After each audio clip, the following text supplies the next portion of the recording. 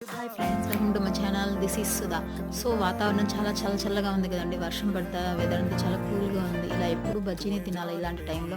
ఒకసారి ఇలా ఈ పల్లీ చాట్ అనేది ట్రై చేయండి. చాలా అంటే చాలా బాగుంటుంది. కారం కారంగా చేసుకోవచ్చు.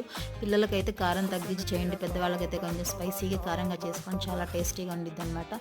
సో బాయిల్ చేసినటువంటి పల్లి ఒక కప్పు తీసుకొని దాంట్లోకి సన్నగా కట్ చేసినటువంటి ఆనియన్స్, ఒక కప్పు టమాటా, సన్నగా తగినటువంటి క్యారెట్ తురుము, టేస్ట్‌కి తగ్గట్టు సాల్టు, అలాగే కారం. కారాన్ని మనం లెమన్‌లో జ్యూస్‌లో కూడా పిండుకొని కలుపుకొని వేసుకోవచ్చు. కారం అనేది అది చాయిస్ మన ఇష్టం.